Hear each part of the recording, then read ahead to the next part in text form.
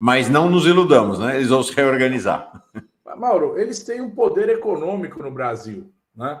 A extrema-direita, se você for ver, né, os operadores do mercado, aí, essa turma que toda hora fica botando gosto ruim sobre qualquer ação do Lula, são caras de extrema-direita, né? Mas eu queria te pedir, na qualidade de analista político, o seu olhar para a extrema-direita. Hoje nós tivemos uma entrevista da Carla Zambelli. Carla Zambelli ficou praticamente persona não grata na extrema-direita. O clã Bolsonaro considerou uma das responsáveis pela derrota do Bolsonaro no segundo turno por conta daquele evento em que ela perseguiu um jornalista em São Paulo no dia do segundo turno de arma na mão. Falar em arma, né? É o nosso tema.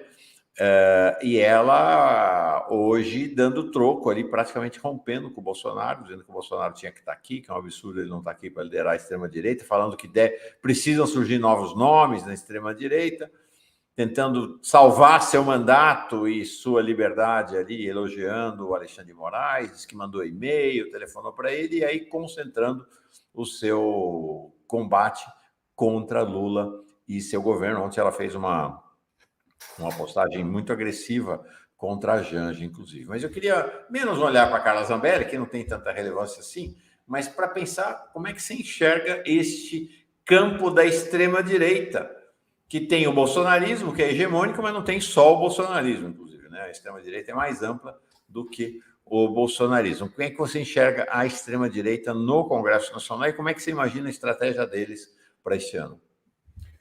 Olha, Mauro, a extrema-direita ela tem uma voz, por incrível que pareça, ela tem uma voz que não é o PL, né?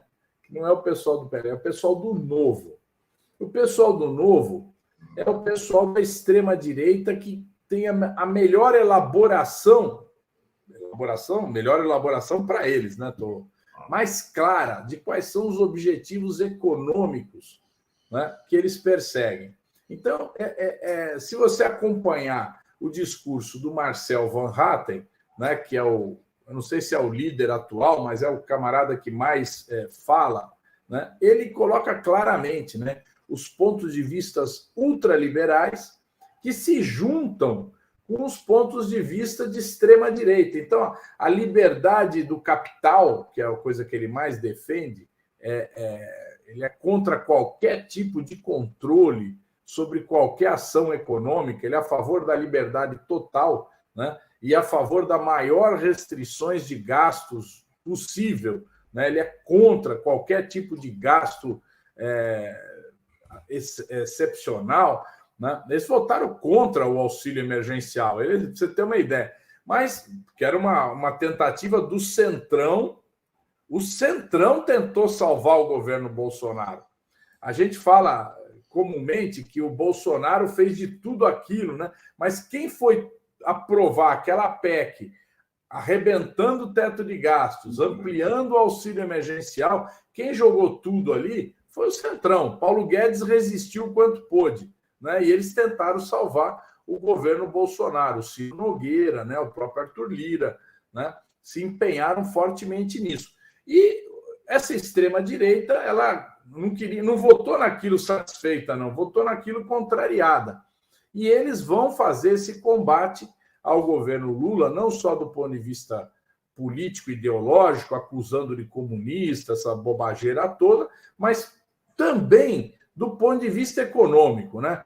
E aí que vai ser o maior embate que nós vamos ter com eles, porque vai ser nessas questões aí onde eles vão se opor a todo tipo de política que vise beneficiar o povo. Nós vamos ver. Agora, por exemplo, já está no Congresso a medida provisória do Minha Casa Minha Vida, que propõe um amplo subsídio para a faixa de renda mais pobre, né? Então, é lógico, só tem moradia popular se tiver subsídio, que é o que o Paulo Guedes tirou no Casa Verde e Amarela. Ele acabou com o subsídio no Casa Verde e Amarela.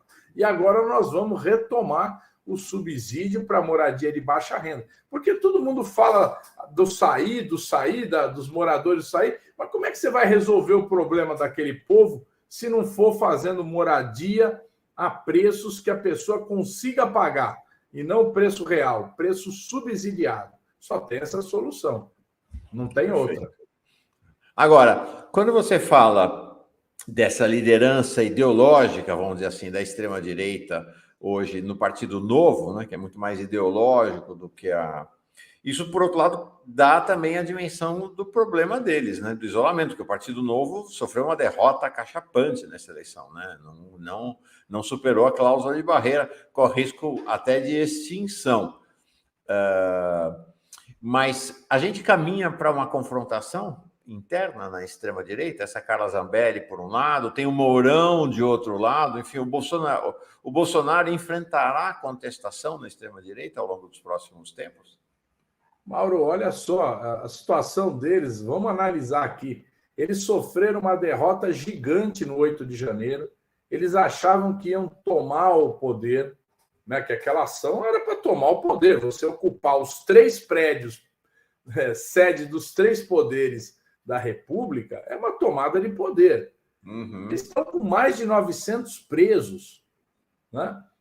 Bom, isso aí é uma crise. Imagina do nosso lado aqui, se nós estivéssemos com 900 presos da esquerda. Né? Isso seria uma situação de uma derrota muito grande.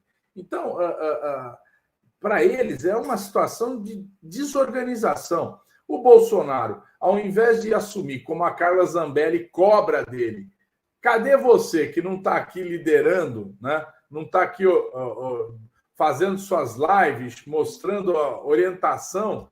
Ele abandonou, ele foi para os Estados Unidos e está lá passando férias. Né? Os filhos também estão procurando se limpar aí de qualquer acusação para tentar não sofrer nenhum tipo de ação ou prisão.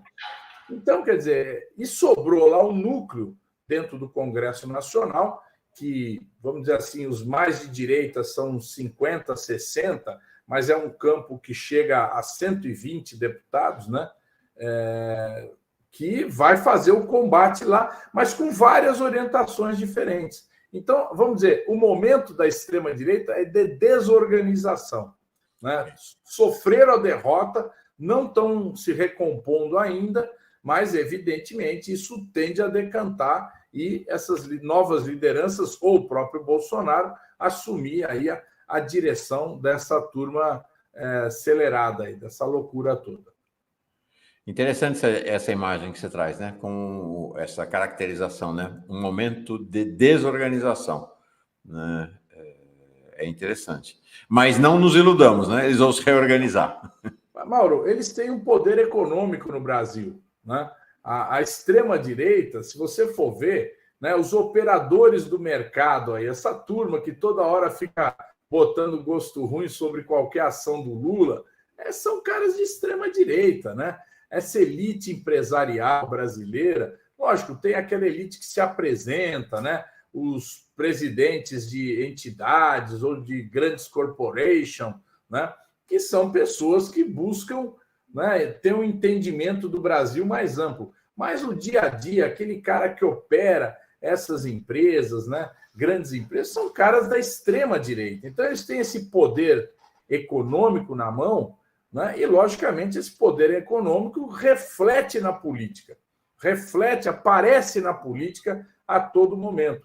Toda vez, você vai ver, Mauro, toda vez que o Lula fizer uma medida popular, vai ter a voz da extrema-direita atacando, criticando, dizendo que não pode ser feito, que vai causar isso, vai causar aquilo. Né? Então, agora, por exemplo, agora entrou na pauta dos jornais, pelo menos estava ontem, a lei das estatais. Não pode mexer na lei das estatais. Porra, né? É um negócio... Né? A autonomia do Banco Central foi pauta durante quase um mês. Né? A discussão... Porque o Lula simplesmente falou tem que baixar os juros. Quer dizer, o presidente da República não pode dar opinião. Né? Uhum. Então, eles já criaram toda aquela história. O Lula quer mudar a autonomia do Banco Central, quer acabar com a autonomia. Tal. O Lula falou, olha, eu quero ver se ao final do mandato desse Roberto Campos Neto, se valeu de alguma coisa essa autonomia ou não. Melhorou a vida do povo ou não. O Lula falou, eu quero fazer um balanço. Daqui 2 anos eu vou fazer um balanço. Né? Então, é exatamente isso que eles tentam a todo momento tumultuar o jogo e vão continuar tumultuando, né?